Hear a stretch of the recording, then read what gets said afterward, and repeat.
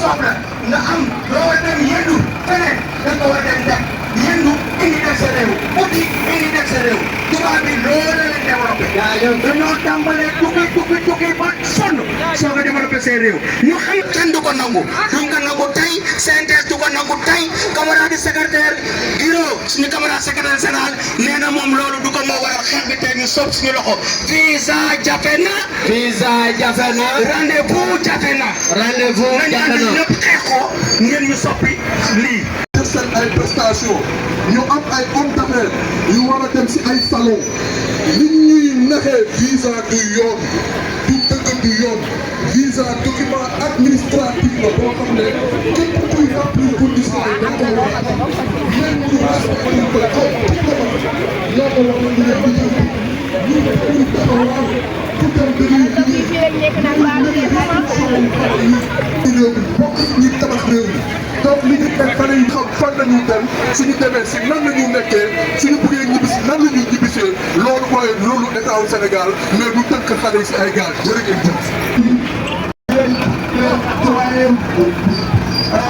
di kontaan trop mobilisation bi ak engagement bi.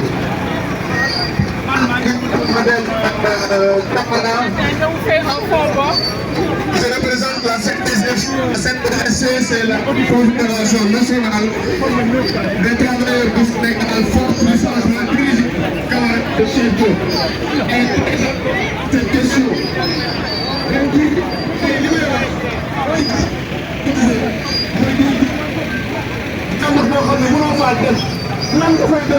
Donc, procédure yëpp war nañ ko def. Le camarade Diallo a parlé des externalisations des visas. Li ci gën a grave mooy foofu dafa am trafic sur les rendez-vous. Donc, ambassade yi dañu bëgg lu yomb externaliser visa yi ñeneen ñi ci def trafic et l'État est très renseigné. Donc, l'État doit prendre ses responsabilités par rapport je rappelle que c'est Charles Boubacar rek parce que c'est d'abord la question de la migration et d'abord un problème de droit. Migrer, c'est un problème. Si on part de ce principe-là, il faut dire que cette fermeture des frontières, c'est une difficulté que nous rencontrons. Et c'est toutes les couches de notre population qui rencontrent les difficultés. On peut citer les universités, on peut citer notre administration, on peut citer les artisans, on peut citer nos malades, on peut citer tout le monde. C'est pourquoi nous pensons que nos autorités doivent prendre la question en charge, essayer de trouver des solutions avec les États occidentaux. Mais en plus de ça, on peut ajouter la question de ces frais de visa qui nous semblent être excessifs et qui en réalité ne sont pas remboursés en cas de refus du visa. Mais ces sociétés aussi qui sont aujourd'hui de plus en plus utilisées pour traiter les procédures à la ambassades, ce qui nous semble être de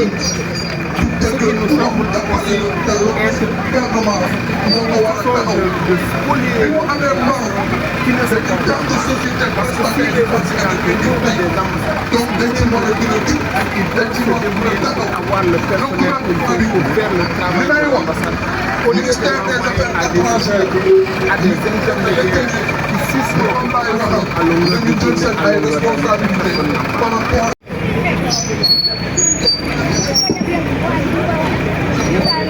Salam alaikum camarade. Camarade salut. Waaw ñu ngi nuyu ñëpp ci nekk sa tur ak sa sant di rafetlu organisation bi man bu njëkk ba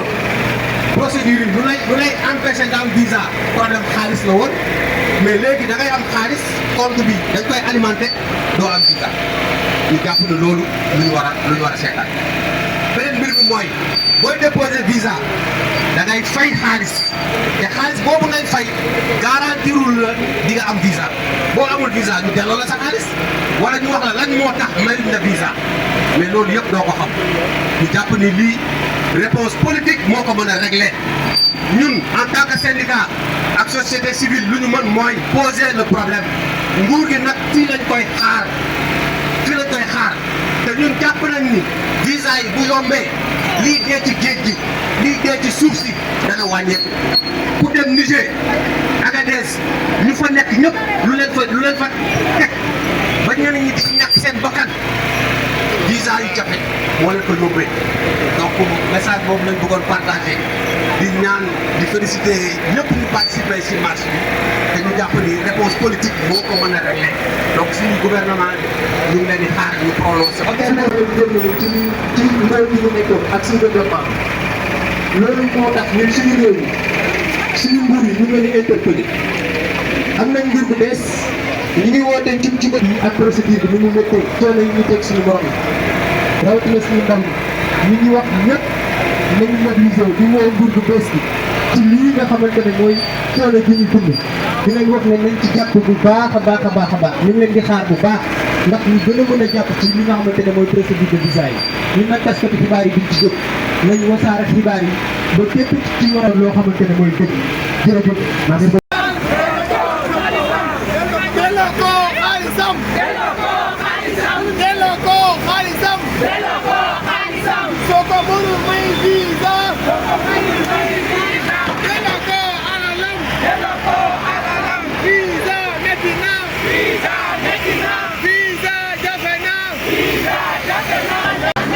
Jafena.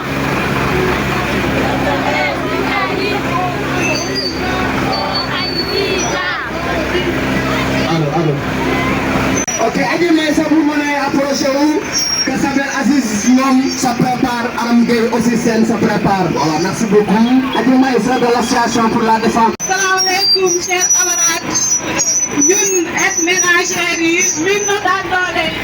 xale visa bi ci ñun la gën a méttee lan moo tax parce que defar nañu visa yi ba ñun mënuñu cee am accès mën nañu bii ci nax lekk suñu ay xaalis parce que xamuñu ci lu bëri dañuy jël ci teem a jàppale la nga am visa jël suñu ay xaalis dañuy ay def ay abus sexuel dañuy ay def ay promotion talate kon niñ koy waxee ci anam bu nekk lañ ñuy naxee jëmale ko ci visa yi looloo waral tey ñun na daan doole ñu ñëw ci randonnée pédestre bi doxandoo ak suñu ay camarades pour wax ñun tamit affaire yi métti na suñu côté trop mun nañ ne ci ñun la gën a métti parce que lu tax mu gën a métti ci ñun peut-être xamuñu ci lu bëri déjà ràññeewuñ ci lu bëri moo tax ci fànn bu nekk la ñu ciy naxee yamuñu rek ci ñàkk visa mais dañ ciy boole ñàkk suñu alal ñu ñuy nax di yegg ci ñun di ñuy nax ci yeneen i anam looloo tax ñun ñu ñëw fii ne nañu yombalal visa yi visa jafe na rendez-vous jafe na nañu ko yombalal merci. pour teewul rek ñu wax social sereine ci factory avec Aram Gueye Sène ayca chauffeur mën nga ralentir tout chauffeur mën nga ralentir man gisee ko ma leen de consortium Sénégal monsieur Sobel ana ngeen et di wax ni ñoom également récemment la ñu intégré le collectif Aram acte bu rafet lool donc ñu avancé réseau d'appui des femmes et enfants en migration Sambay Ndoye Femme avec l'association des femmes réfugiées et demandeurs d'asile au Sénégal. Avec François Sobel. Aziz.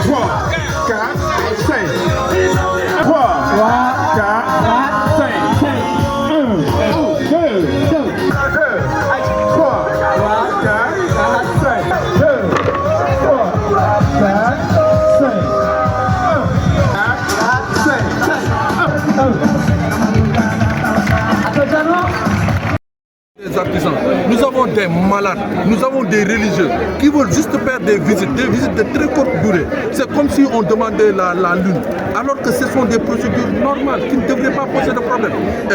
Et ça, nous rappelons vraiment l'État du Sénégal. Il est temps qu'ils prennent les responsabilités. Ce n'est pas à nous de signer les conventions, mais nous pouvons attirer l'attention par rapport au dysfonctionnement qu'il y a par rapport à ça. Nous, association de la société civile, signataires de la présente déclaration, portons à l'attention de la population sénégalaise, de nos responsables administratifs, politiques ainsi que des communautés africaines et internationales que franchir les frontières internationales est devenu un exercice de plus en plus impossible pour les citoyens des pays du Sud, du fait notamment des politiques et pratiques de délivrance des visas qui leur sont appliqués, parfois même sur leur propre territoire par les pays occidentaux. Les États sont libres de choisir les personnes qu'ils désirent accueillir sur leur territoire, mais cela doit se faire dans la transparence, l'équité et le respect du droit. Les procédures appliquées au Sénégal sont non seulement opaques, injustes, mais elles sont aussi délibérément complexifiées pour enrichir des sociétés douteuses dont l'une des missions semble être l'exploitation à grande échelle de nos compatriotes, voire à tout prix limiter la mobilité des Africains à l'échelle internationale, au motif fallacieux qui sont des migrants en puissance et une façon d'aggraver les discriminations dans le monde, et un moyen facile de pousser des milliers de jeunes, désireux, comme tous les autres habitants du globe terrestre, de découvrir les richesses et diversités de notre planète, vers une mort certaine dans le désert, dans les montagnes, dans les mers. waaw ñun nag ay kuréel lañ yoo xamante ne dañuy liggéey ci société civile di ñëw signé déclaration bi ñu ngi xamal askanu Sénégal ak responsable politique ak responsable état yoo xam ne ñu ngi ci réew mi que ça soit bu nekk fii ci Sénégal nekk aussi tamit ci bitim réew que tukki yoon la droit la pour ñëpp kenn ku nekk am nga sañ-sañ jógee sa dëkk dem beneen dëkk. ñu ngi seetlu def nañ seetlu ne Sénégal depuis benn moment ngi nii pour nga am fi visa dafa nekk lu jafe lool. dafa nekk loo xamante ne nii tey lu metti la ci visa balaa sax ngay am rendez-vous sax day nekk lu metti ci ñun. réew yi nag am nañ droit accueillir ci seen territoire képp ku ñu bëgg mais loolu nag dafa war a ànd ak dañ ko war a teg ci lu leer. dañ ko war a def tamit ci loo xamante ni day respecté lépp luy loi lépp luy règlement lu ñu appliqué Sénégal nag mooy ay procédures yu injuste loo xam ne dañ ko gis Sénégal aussi mooy mbirum visa yi dafa dem ba dafa am benn trafic bu mu installé wu ci biir askanu Sénégal gën a bokk ci lu jafet seen ay tukki tey nag bëgg a limité déplacement nit ñi maanaam africain yi au niveau international dafa nekk benn motif boo xamante ne bii nii am mënuñ ko nangu te duñ ko nangu ndax migrants yi mooy waay tukki yi tey dañuy subir ay discrimination dañuy subir maanaam xeetu racisme dañuy subir maanaam xeetu trafic illicite boo xamante ni bi tey ci rek seen bëgg-bëgg ngir dem ci réew tubaab yi moo tax it ñu def ñu mën a tënk ne tey seetlu nañu sax am na groupe esclavage tey yoo xam ne dañ koy seetlu ci ñoo xam ne dañoo dugg ci waaye tukki yi moo xam ne dañoo jaar ci jaam yi wala moo xam ne aussi dañoo jaar ci géej même tey pour ñu feebar ci ñun bëgg a dem bitim réew faju ji sax dañuy am ay problème tey suñu ay kilifa réew moo xam ne bi intellectuels yi moo xam ne tamit tey étudiants yi buy ba ci artistes yi sax tey problème visa bi dafa nekk problème boo xam ne bi tey daf leen a engagé